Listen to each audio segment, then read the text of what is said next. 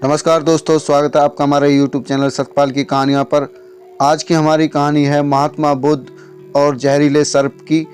ये प्रेरणादायक कहानी आपको पसंद आए तो लाइक करना और चैनल पर नए हो तो हमारे चैनल को सब्सक्राइब करना। तो आइए शुरू करते हैं। एक बार भगवान बुद्ध अपने शिष्यों के साथ बैठकर उन्हें कुछ समझा रहे थे।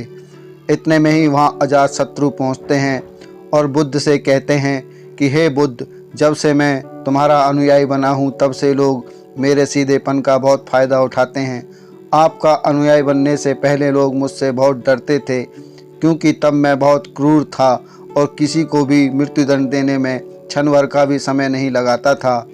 आपका अनुयायी बनने के बाद अब मेरा मन इन कामों को करने को तैयार नहीं होता है और मैं सभी लोगों को प्रेम देना चाहता हूँ, परंतु कुछ लोग इस बात का गलत फ़ायदा उठा रहे हैं और इससे मेरी प्रजा को बहुत खतरा है। मेरे शासन में बहुत दिक्कतें आ रही हैं। अब बताएं मैं क्या करूं? तब बुद्ध उसे एक कहानी सुनाते हैं। एक बार एक भिक्षु एक गांव से गुजर रहा था। उस गांव में एक बहुत बड़ा पीपल का वृक्ष था। चलते चलते भिक्षु बहुत थक गया था। उसने सोचा कि वह उस वृक्ष के नीचे थोड़ा आराम कर लिया जाए। वह वहां पहुंचा ही था कि कुछ लोग उसे रोक देते हैं और भिक्षु से कहते हैं कि वहां एक बहुत जहरीला सांप रहता है। उसने बहुत से लोगों को डस लिया है। वह इतना खतरनाक है कि जो भी उसके सामने आता है वह उसे जिंदा नहीं छोड़ता। भिक्षु मुस्कुराता है और कहता है, एक दिन तो सभी को मरना है। अगर मुझे आज ही मरना होगा तो इसमें कौन सी बड़ी बात है। आप मेरी जरा भी चिंता न करें और मुझे आज्ञा दें। भिक्षु वहाँ से चल देता है और पेड़ के नीचे अपना आसन बिछाकर बैठ जाता है। थोड़ी ही देर बाद उसके सामने सांप आता है और उससे कहता है, क्या तुम्हें मुझसे डर नहीं लगता? क्या तुम्हें पता नहीं यह मेरा इलाका है और यहाँ पर आने की किसी की भी हिम्मत नहीं होती? तब भिक्षु से बहुत ही प्रेम के साथ कहता है, इसमें डरने वाली कौन सी बात है? तुम जो भी करते हो वह इसलिए करते हो क्योंकि तुम्हें डर है कि कोई तुम्हें मार न दे, इसलिए तुम दूसरे को डराते हो। मुझे किसी बात का डर नहीं और ना ही मुझे मृत्यु का डर है और ना ही जीवन की लालसा है।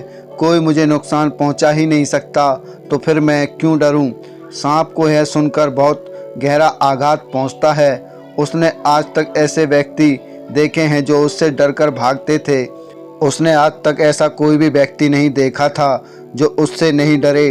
भिक्षु की इतनी बातें सुन सांप उनके चरणों में लेट जाता है और उनसे कहता है, आज तक मैंने जो भी किया अपनी जान बचाने के लिए किया, क्योंकि अगर मैं इस तरह का रूप धारण नहीं करता तो लोग मुझे जिंदा नहीं छोड़ते।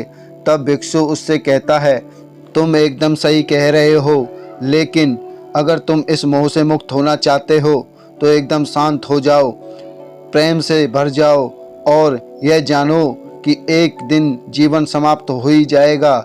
इसके लिए बुरे कर्म करने की कोई आवश्यकता नहीं है।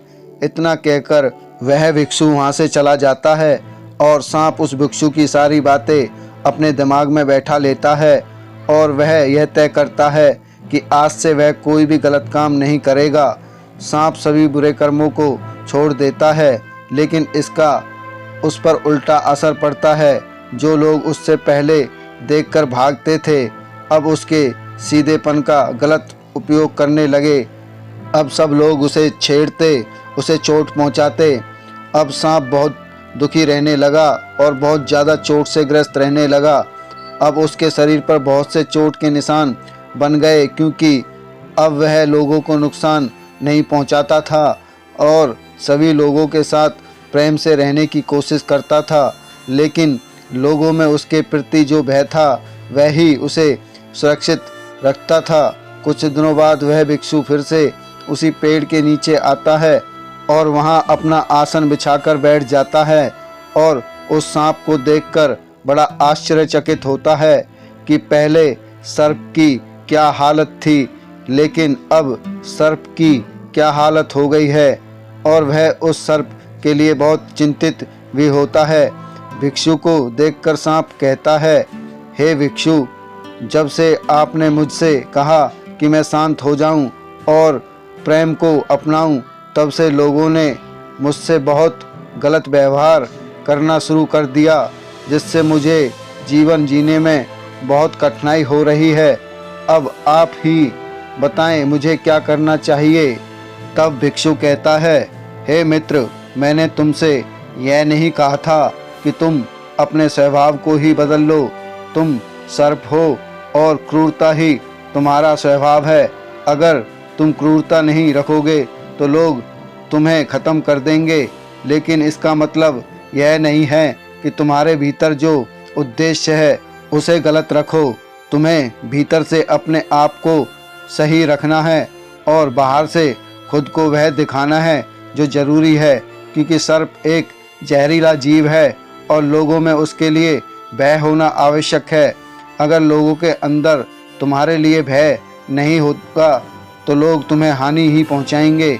लेकिन तुम्हें भीतर से अपने आप को सही रखना चाहिए कि तुम्हें किसी को नुकसान नहीं पहुंचाना है, केवल अपना भय बनाए रखना है। गौतम बुद्ध कहते हैं, तो हे अजात शत्रु, तुम इस कहानी से क्या समझते हो? तो इसका मतलब यही है कि तुम अपने स्वभाव को मत बदलो, तुम अपने आप को समझो। तुम अपने आप को प्रेम पूर्ण पाओगे तो अपने उद्देश्य को अच्छा पाओगे, फिर तुम्हें उससे खुशी मिलेगी और जब तुम्हें खुशी मिलेगी तो तुम लोगों को खुशी दे सकोगे। और यहाँ इस बात की जरा भी ज़रूरत नहीं है कि तुम बाहर से लोगों को क्या दिखा रहे हो। ज़रूरत इस बात की है कि तुम भीतर से अपना उद्देश्य क्या रखते हो। दोस्तों, ये कहानी आपको कैसी लगी कमेंट में ज़रूर बताएं। कहानी पसंद आई हो तो लाइक करें, शेयर करें। अगर आप हमारे चैनल पर नए हो तो हमारे चैनल को भी सब्सक्राइब करें, साथ ही बेल आइकन को ऑल पर प्रेस कर दें ताकि हमारी हर नोटिफिकेशन आप तक पहुंचती रहे।